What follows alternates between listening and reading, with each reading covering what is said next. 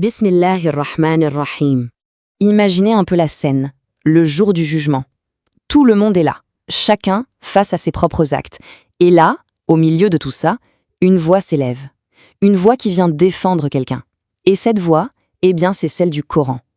Mais attention, il ne prendra la parole que pour une catégorie bien précise de personnes, celles qui l'ont porté dans leur jeunesse. C'est justement de ça dont on va parler. On va plonger ensemble dans un hadith, mais un hadith vraiment saisissant, qui décrit ce moment avec une précision incroyable. Alors que l'on soit jeune soi-même ou que l'on ait à cœur de transmettre cet héritage, ce qui va suivre est, je pense, absolument essentiel.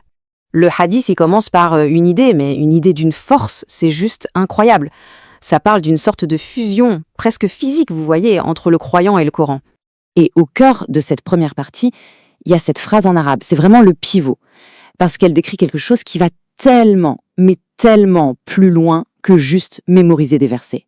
Et ce qui est absolument fascinant, c'est que ce n'est pas juste une belle image, une métaphore. Non, c'est une réalité spirituelle très profonde.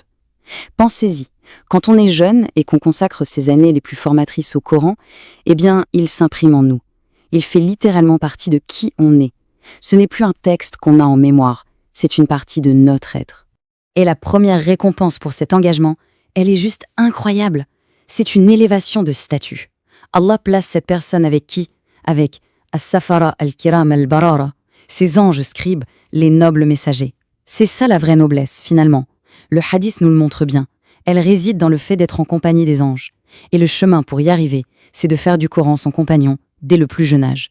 Bon, revenons maintenant à la scène du jour du jugement. C'est là que tout prend son sens. Ce Coran, qui s'était mêlé à la chair et au sang du croyant, il change de rôle. Il devient son plus grand défenseur. Il se lève en fait comme un avocat. Et il faut vraiment prêter attention à sa plaidoirie. C'est magnifique. Le Coran ne demande pas une récompense standard. Il ne dit pas « Seigneur, donne-lui ce qu'il mérite ». Non, il demande ce qu'il y a de plus grand, l'abondance de tes dons généreux. Il s'adresse à Allah en utilisant son attribut de généreux, Al-Karim, pour demander le meilleur du meilleur pour la personne qui l'a porté. Et la réponse d'Allah, elle ne se fait pas attendre. Elle est immédiate et elle est splendide. On assiste alors à une cascade d'honneurs qui sont accordés à ce croyant, l'un après l'autre. D'abord, Allah lui donne 2 parures, des vêtements qui viennent tout droit du paradis. Et puis, il pose sur sa tête la Taj el-Karama, la couronne de la noblesse. Imaginez, c'est le symbole ultime de la dignité. Et là, arrive peut-être le moment le plus émouvant de tout le récit.